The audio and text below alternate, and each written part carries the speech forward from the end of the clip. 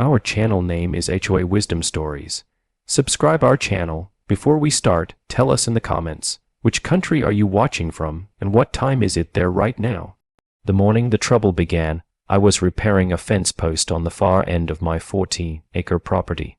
The sun was just breaking over the trees when I heard the rumble of heavy machinery, bulldozers, cement trucks, drills. At first, I thought the county had started work on the road. But when I saw the line of trucks turning directly onto my land, my heart nearly stopped.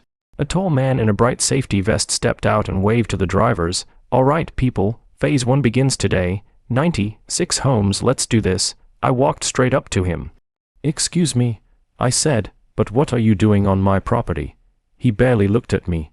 "Sir, this is phase 1 of Silver Pines HOA. Approved. If you've got questions, take them up with the developer." "I am the developer of this land." I shot back, "Because it belongs to me. Here's the deed." He didn't even read it. He smirked. "Look, old deeds get outdated. The HOA already approved everything. If you have a complaint, talk to our legal team." Legal team, HOA approval. I stood there stunned as the machines started digging into the ground I had inherited from my grandfather. The noise drowned out my protests, and within minutes, the chaos of construction swallowed my land like a hungry beast. I called the county, then the sheriff, then my lawyer. Everyone gave me the same answer. "Sir, the HOA claims they bought this land as part of a bulk acquisition. If you want to fight it, you'll have to go to court." And so it began, months of being ignored, disrespected, pushed around like a man who didn't exist. But I didn't give up.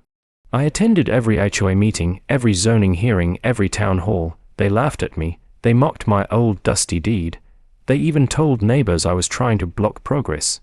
But the truth was simple: the land was mine. They just didn't think I had the resources to fight them. And that's when I made a decision most people wouldn't dare make. I decided to let them build all of it. All 96 homes, every driveway, every sidewalk, every street lamp. I let them finish the entire neighborhood on my land. The advice came from an unexpected ally, an elderly county clerk named Mrs. Torres.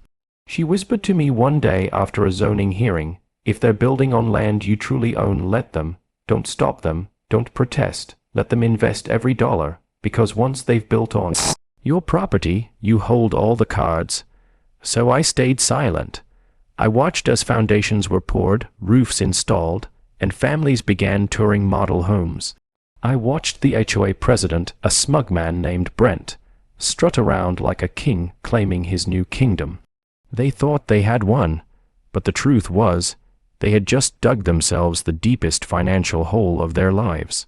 8 months later, when the final house was completed, and they proudly announced the grand opening of Silver Pines HOA community, my lawyer and I filed our case, unlawful development on privately owned land. The courtroom was packed the day of the hearing. HOA board members arrived in matching blazers, confident, rehearsed, smiling like they had already won. The judge took her seat. "Let's begin. Plaintiff, present your evidence." My lawyer stood and said only 3 words, "Your Honor, deed." I handed her the original document, perfectly preserved, notarized, incontestable. The judge examined it carefully. Then she looked up at the HOA. "Your documentation, please." They shuffled, panicked, whispered frantically. Finally, Brent stepped forward. "Well, Your Honor, we were under the impression that you owned this land."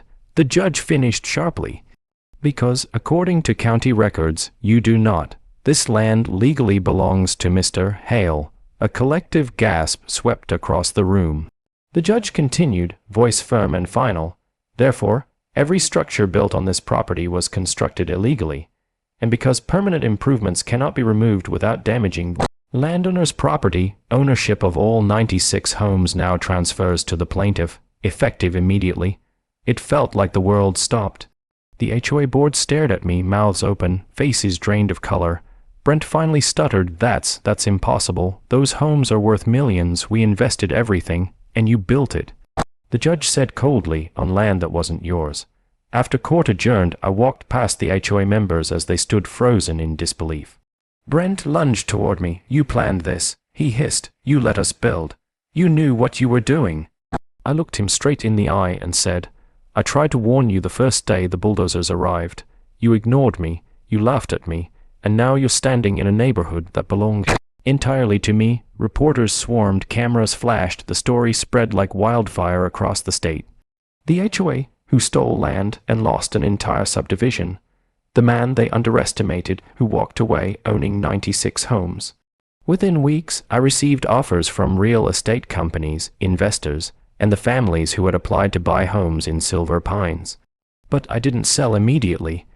Instead, I built something my grandfather would have been proud of, a community with fair rules, open voting, no corruption, and no HOA tyranny.